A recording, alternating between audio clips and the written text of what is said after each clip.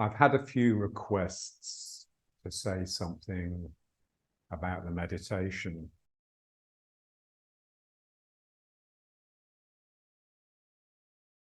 Let's see what comes out. So if you can, sit on the floor rather than a chair, although a chair is better than nothing. Invest in a zabuton, this sort of like mini futon. Make sure it's cotton filled and not foam filled. And also a good zafu or cushion. So I find the best ones are filled with buckwheat hulls, but the cotton ones are fine as well. And you just have to experiment with different heights, because some people prefer a cushion that's really quite high, and some people just prefer no cushion at all, you know, if they've got particularly flexible here.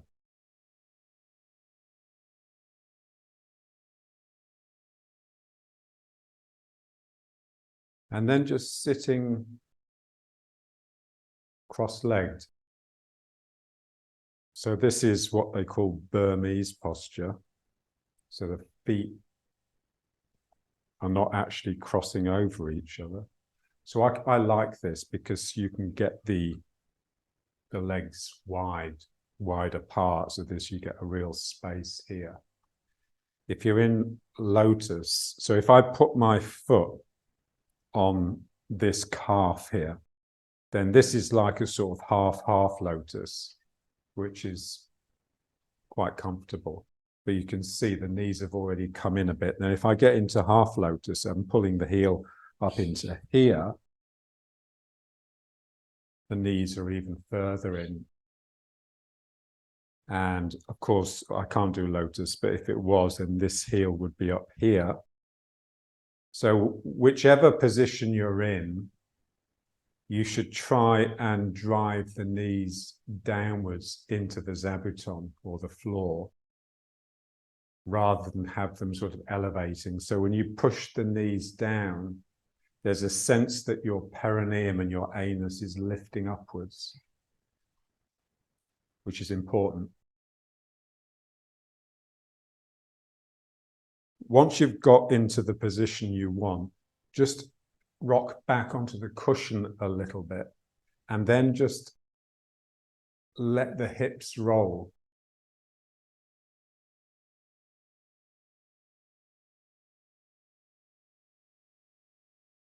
We don't want the negative bow in the lower back.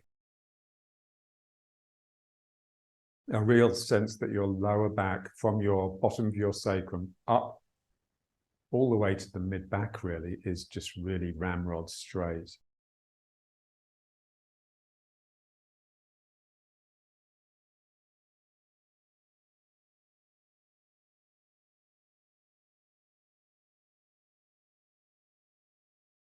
If you're rolled like this, so you see a lot of people meditating and their backs really sort of bowed, it just means that it's your anus that's pointing at the cushion. You want it to be a perineum. So the anus is pointing back a little bit, and the perineum is directly underneath these centers that we're trying to align.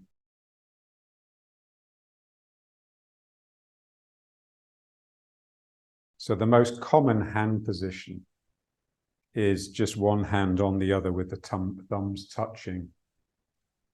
And what I think is important, so when I was instructed, I was given minimal instruction by my teacher. But one thing he was strict about was that when your arms are in the right position, you don't let the hands just settle down on your lap. They're actually hovering at the height of your dantian. So I've seen in texts saying your little fingers touch your lower abdomen at the level of your dantian. The circle of your arms to feel like a circle. It feels like a tire, like a bicycle tire that's wrapped around your head and just draped over your neck. So there's a little bit of strain in the arms because you're not just resting, but as soon as you rest, there's a liveliness that's lost. And then just the spine. I saw a lovely instruction from Kodo Sawaka. So what he said was the hips, so your sitting bones, drive down through the cushion and root into the earth. And the top of your head pushes upwards and pierces the sky. So your spine is really lengthening. And the main adjustment with the upper back and the neck is that basically the neck just straightens out. So a sense that your chin is pulling in and the upper back, or the mid back really, the mid back is flattening out. So a bit like a ballet dancer's, you know, the way they have a really flat back. And it just gives a sense of this. So we don't want this depressing down. There should be a sense of lift in your sternum and especially your thymus.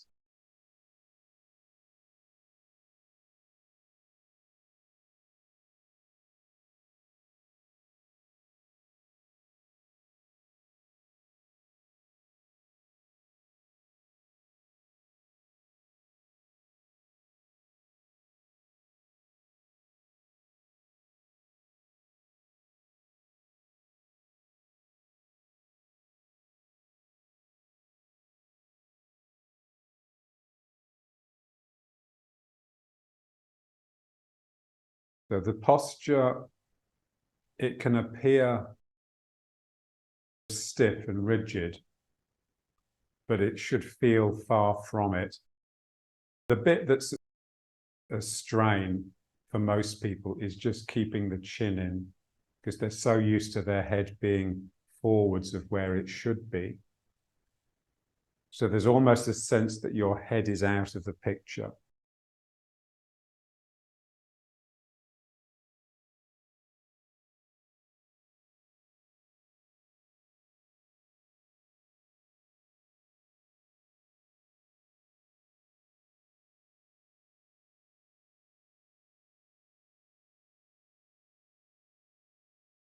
It's just quietening down inside, just relaxing.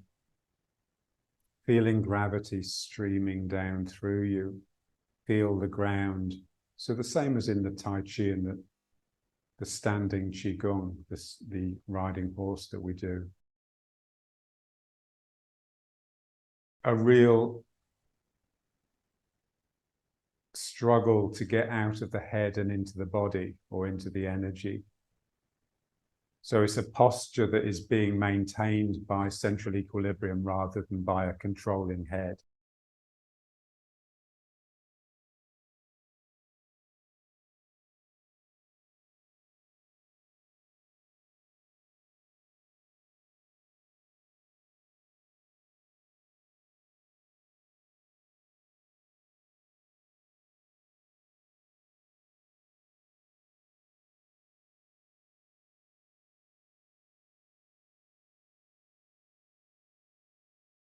The mind with the breathing, I know it's difficult, but it's a very good instruction.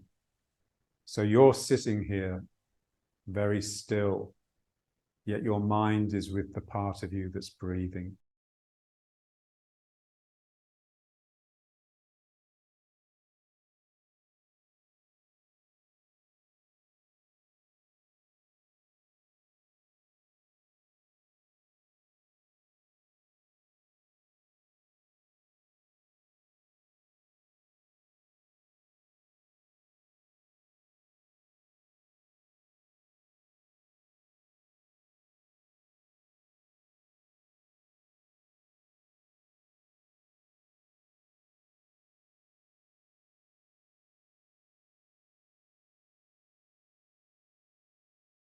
of heaven and earth. So your sitting bones are rooting into the ground, and your heart and your head are just opening up to the sky, and you're just in the middle.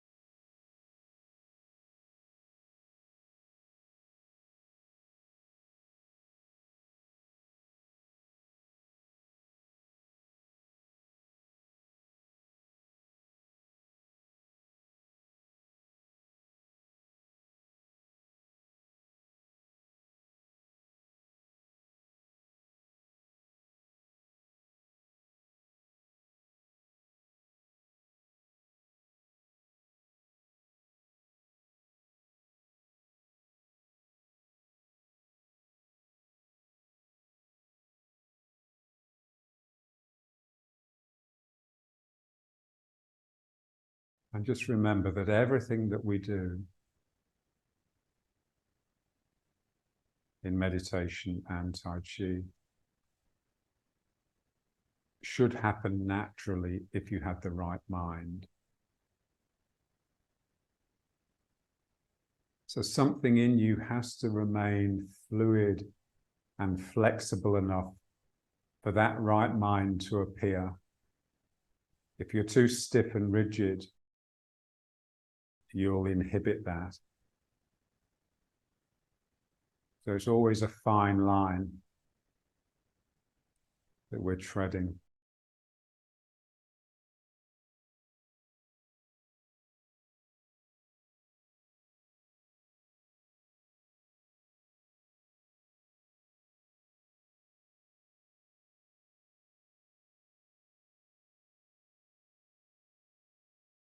And when you find that you've started thinking to yourself,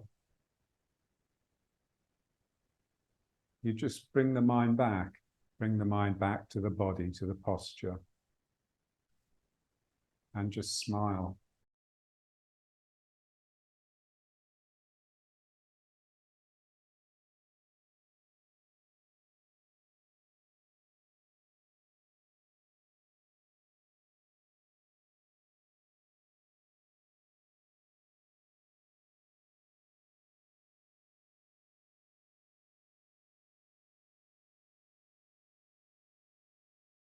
And just decide beforehand how much time you're going to do. Set a timer. So traditionally they light a joss stick, don't they? And they just meditate until the joss stick has expired. So now most, you can get apps on the mobile phone just to time a session. Just try to remain in the posture for the duration.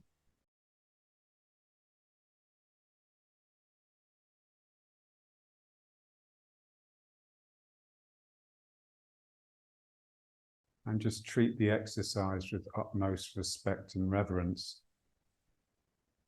So everything that you do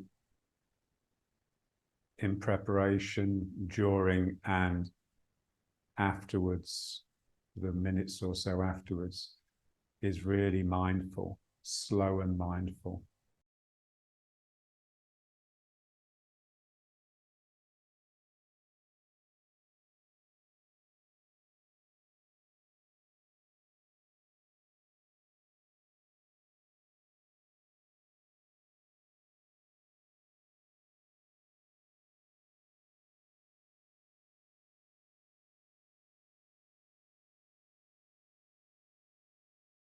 And when you see someone that's, doing it nicely, their body, it really does just look like a channel. They're channeling energy from above down through their body into the ground and up from the ground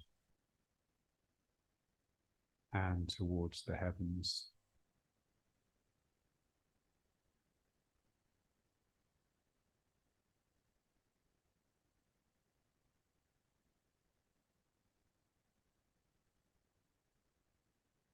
So other hand positions. Dr. Chi used to like the one with, so one thumb touching the middle of the palm and the other thumb touching the tiger's mouth here. So this is lovely, it's very gentle. But again, with this feeling that the elbows are out. So not collapsing like this. Just try, you have to experiment.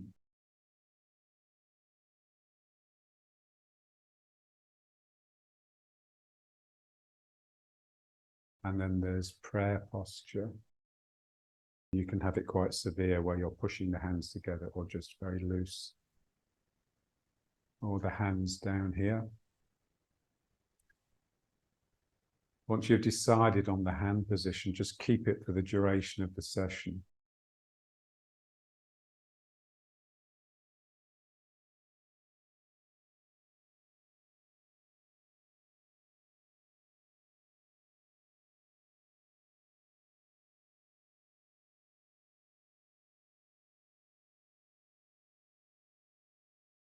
And just try and be regular every day, at least once a day. I would recommend twice a day.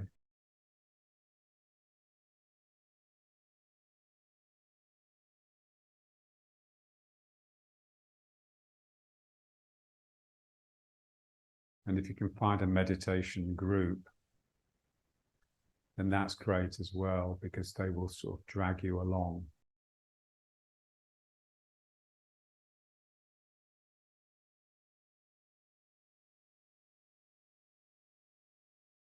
So you're much more likely to behave yourself when you're with a group of people than when you're on your own.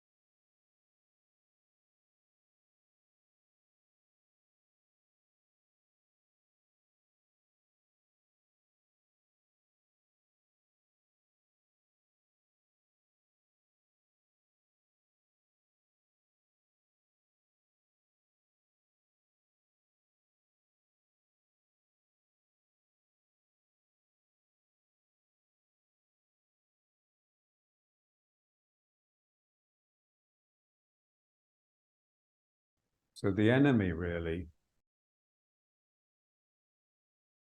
once you've got into a practice routine, the enemy is not so much the noisy mind, but the heavy heart. So heaviness here will tend to produce just a collapse downwards, which will cause the spine to just buckle a little bit.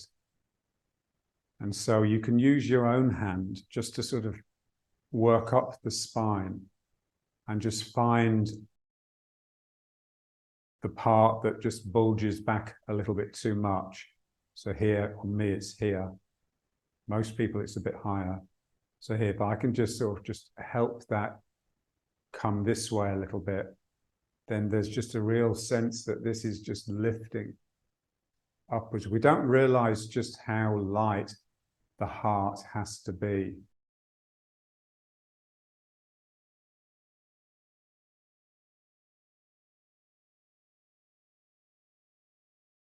Like if you were like singing there's a lot of chanting practices, aren't there? Like in Christianity, they sing hymns. There's just something about just letting your heart out. It's the upper heart, really, and that's very close to the throat and the mouth. So something in you just wants to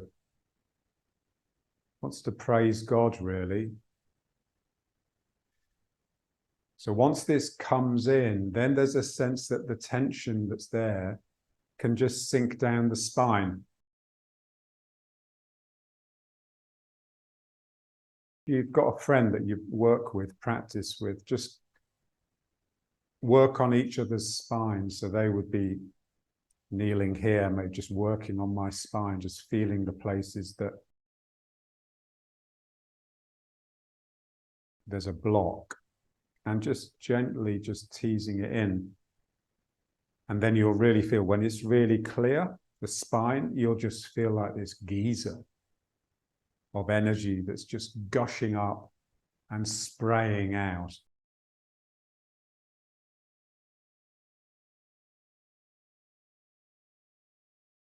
So it's amazing how much energy we can transmit once we clear the channels.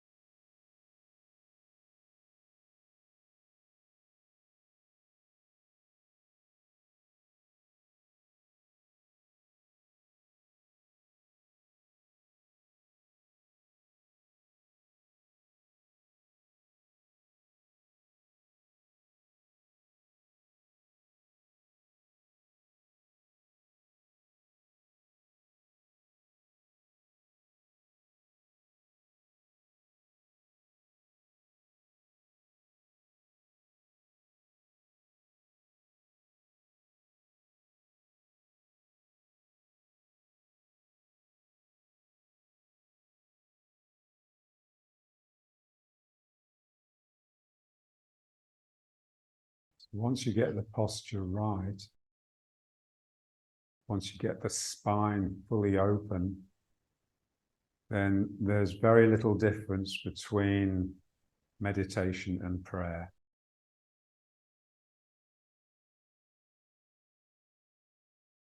Praising God.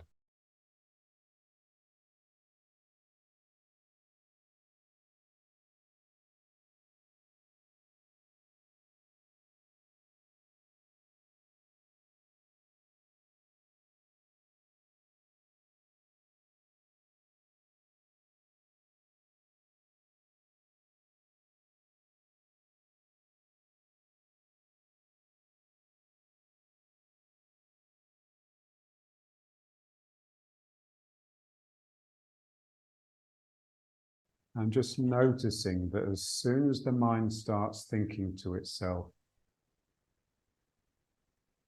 you have basically become depressed. In order for the mind, which should rightfully just be reaching upwards in worship, for it to come down into self, something in my spine has to buckle.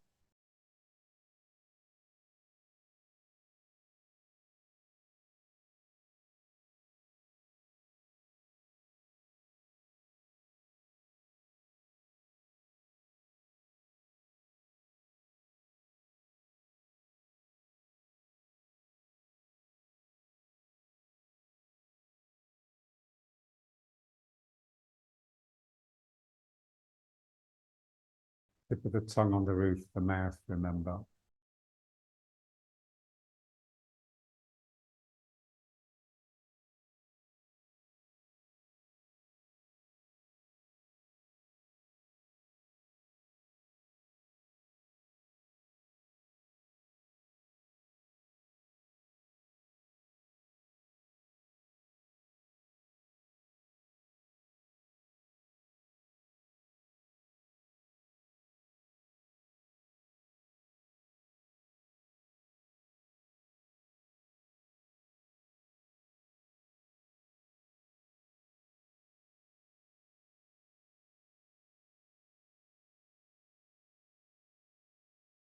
But traditionally, the eyes are sort of cast down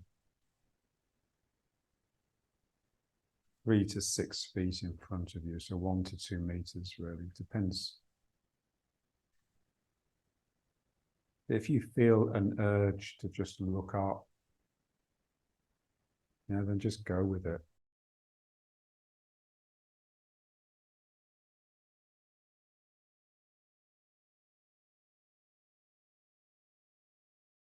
Never be too rigid.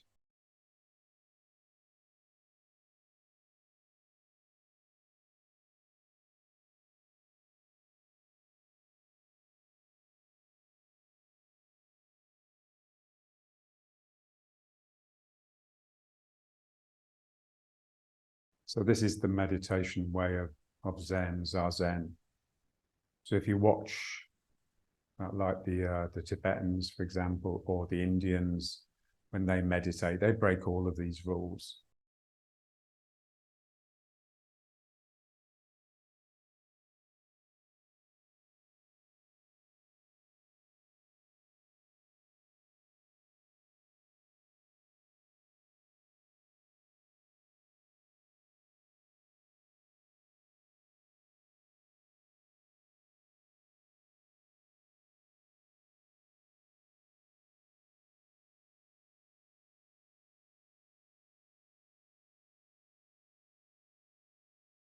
Another nice hand position is just this.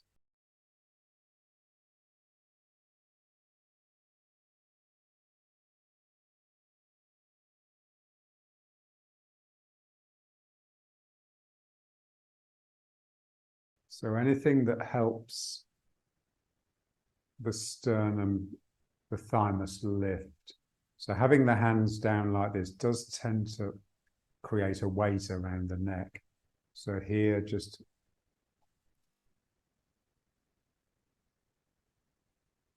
so your hands are with the energy that's lifting and rising.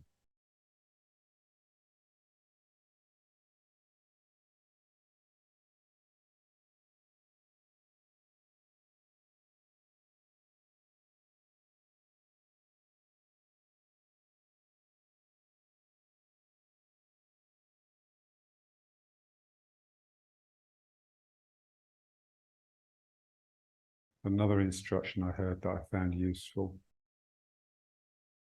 The tip of the nose should be in line with the navel.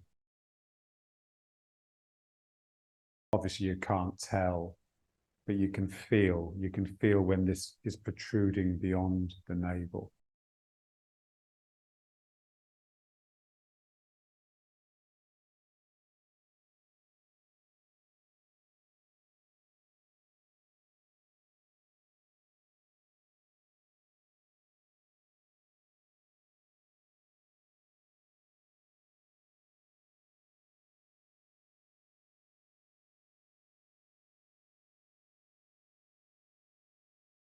We're just waiting, really, waiting until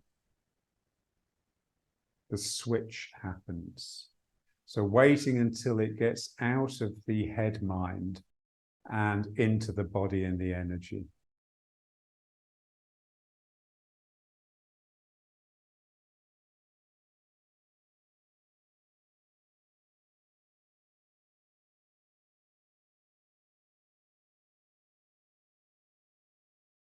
And sometimes it can take a long time, take a couple of hours. But when you get into the body and the energy, you're just becoming full of movement. And what you're seeing is just this shimmering average. So a real vibrating equilibrium. So all stiffness is gone.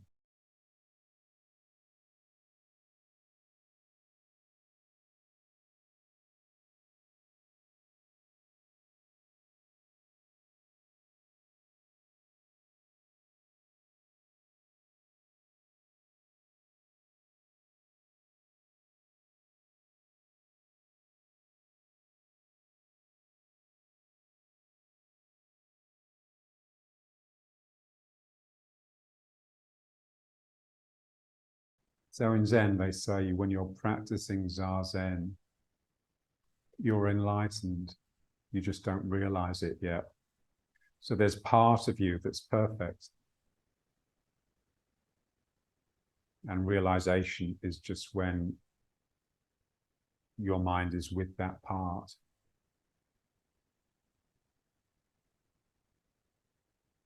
So when the switch happens and you leave this and then you're in your body with this swirling energy, that's like a mini enlightenment. That's the most you can hope for. And it's a real gift when it happens.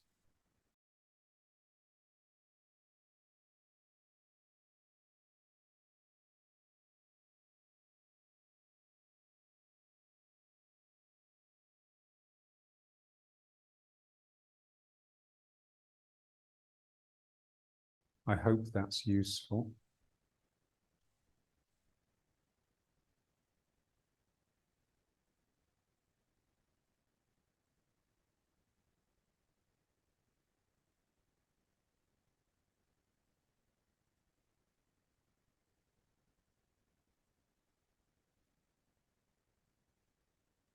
So the good thing about when it switches is your legs are no longer asleep, so you can quite easily just get up